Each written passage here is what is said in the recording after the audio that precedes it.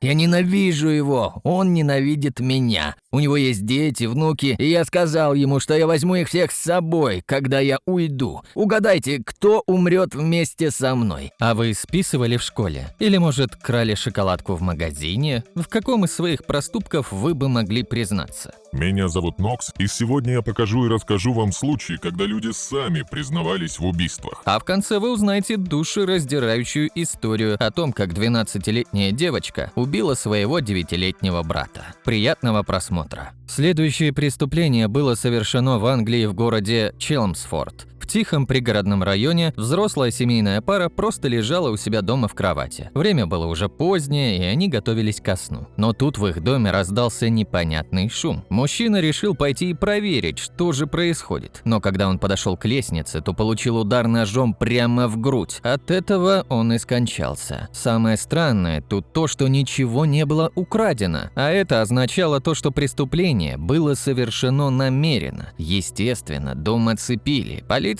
проводила расследование, пострадавшим оказывалась медицинская помощь. И в этот момент мимо дома проходил неизвестный мужчина с бутылкой коньяка в руке. По его виду было понятно, что парень перебрал с алкоголем. Изначально полицейский подумал, что это самый обычный пьянчуга, но вот что было дальше. «Что вы тут ищете? Я ищу девушку, я могу помочь ей. Что тут происходит? Я знаю, что тут произошло, я знаю людей, которые тут замешаны. Продолжайте. Знаете, нужно копать глубже. Спасибо вам. Как вас зовут? Я не собираюсь называть вам свое имя, мне плевать, ведь я знаю, что тут произошло, а вам нужна эта информация. Если у вас не будет меня, то вы не узнаете о преступлении ничего. Я знаю, что сюда просто пришел какой-то парень. Я не знаю, что дальше произошло. Я лишь знаю, что он кого-то ударил. Ты будешь думать, что это сделал я, но нет. У вас нет никаких доказательств». В общем, этот парень... Судя по всему, и совершил данное преступление. Он проходил, будучи пьяным, мимо и хотел сделать что-то, чтобы его не подозревали. Правда, я думаю, лучше было бы просто пройти мимо. В любом случае, его задержали. А после оказалось, что это именно он убил мужчину в ту самую ночь. Как это поняли? Да просто. Марик Хекка, так звали убийцу, сказал, что увидел по телевизору информацию об убийстве. Но к тому моменту, как он пришел, ни одного выпуска новостей с происшествием не было в общем доступе. В итоге он и стал главным подозреваемым, и его приговорили к пожизненному заключению за убийство. Первый ужасающий случай произошел в Америке в штате Кентукки. Это была осень 2022 года. Отличная пора, чтобы гулять со своей семьей или проводить время с домашними питомцами на улице. Казалось бы, что может испортить настроение для всего города в столь прекрасное время? Но то, что произошло, потрясло весь штат. Эмберли Николь Харрис была самой обычной, доброй, свободолюбивой женщиной. Стоит также отметить, что близкие друзья и родственники просто ее обожали, а еще Николь была отличным сотрудником. По словам ее работодателя, женщина ни разу не пропускала свою работу. Правда, небольшой изъян у нее все-таки был. Она увлекалась различными запрещенными веществами, но даже это не мешало ей прекрасно проводить время и быть отличным человеком, пока не случилось это. Однажды девушка по какой-то причине не вышла на работу 2 дня подряд. Ее коллеги также потеряли с ней связь. Сама возможность пропуска работы уже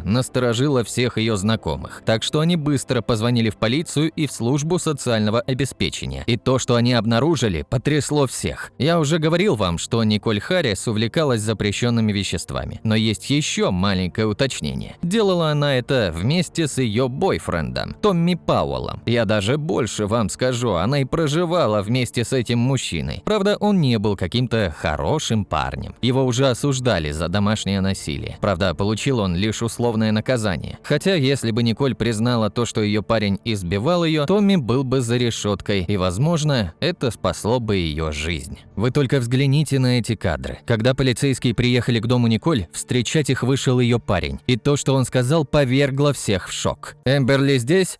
«Эмберли? Она скончалась». «Скончалась? Я застрелил ее». «Что? Что вы сделали?» «Я застрелил ее».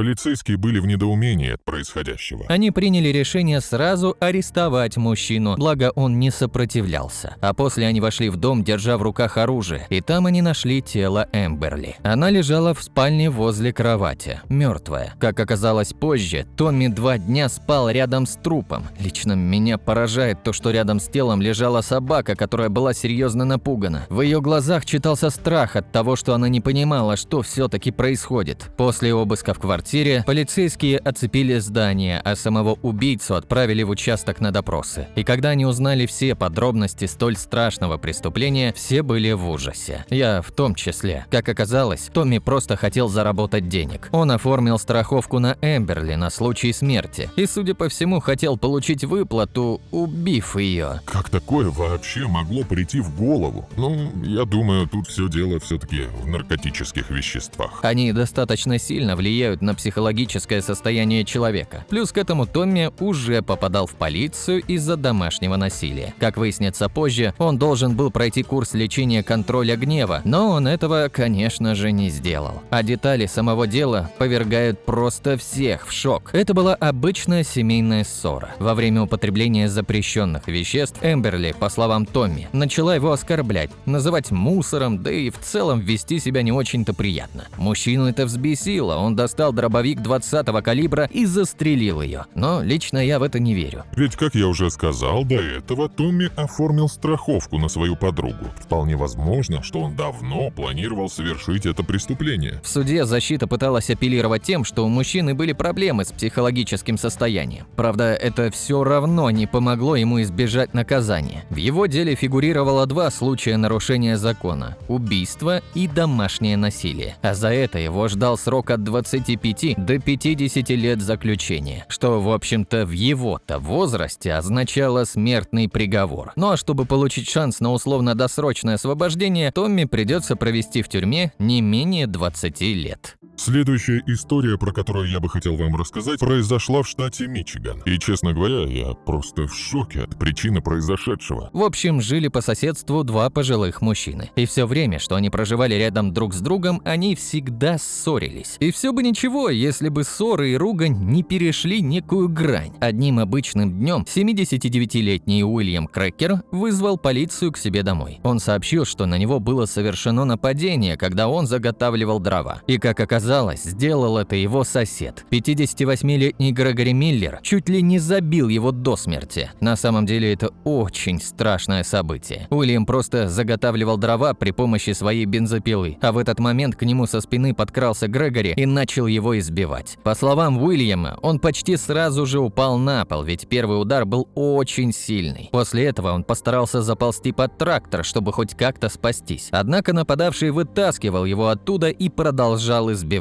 По словам пострадавшего, ему нанесли около 50 ударов до того момента, пока он не отключился. А то избивал ли его сосед после того, как он потерял сознание, или все-таки остановился, уже не до конца понятно. После того, как полицейские выслушали всю историю от уст пострадавшего, они направились к дому его соседа. И то, что он сказал, просто шокирует меня. Как оказалось, Грегори диагностировали рак простаты. Диагноз весьма неутешительный. И он прямым текстом сказал полицейским, что он собирался убить своего соседа, чтобы тот не смог пережить его. Когда Уильям описывал произошедшее, он также подчеркнул фразу, которую ему сказал нападавший. Он сказал, что собирается убить его, но из-за чего сосед собирался совершить столь ужасное преступление. Мои соседи постоянно шумят рядом с моим домом. Я устал от этого, ведь подобное продолжается очень давно. Еще с того момента, как я переехал сюда. И это не прекращается. В глубине души я верю, что смогу пережить его. Я ненавижу его, он ненавидит меня. У него есть дети, внуки, и я сказал ему, что я возьму их всех с собой, когда я уйду, ведь у меня рак простаты. Угадайте, кто умрет вместе со мной? Я все равно умру от рака. Меня просто поражает то, как этот человек хочет напакостить своему соседу, который докучал ему все это время. Но самое страшное то, что он собирался убить не только Уильяма, но и всех его родственников. Он прямо говорил это полицейским, когда те уточняли детали произошедшего. Как оказалось, все дело было не только в ненависти, но и в зависти. Ведь диагноз, который поставили Грегору, был совсем не обезнадеживающим. И он не мог позволить, чтобы его сосед продолжал припеваючи жить, когда он умирал бы от неизлечимой болезни. В итоге Грегори приговорили к 3 годам лишения свободы за нападение и попытку убийства своего соседа. Я также нашел информацию о том, что его приговорили к условному наказанию. А все потому, что Грегори Миллер внес залог в размере $1 миллиона. Так что до вынесения окончательного приговора он мог находиться дома, но с ограничениями. И если в этой истории понятно, кто прав, а кто виноват, то вот в следующей все не так-то уж однозначно. Эта история была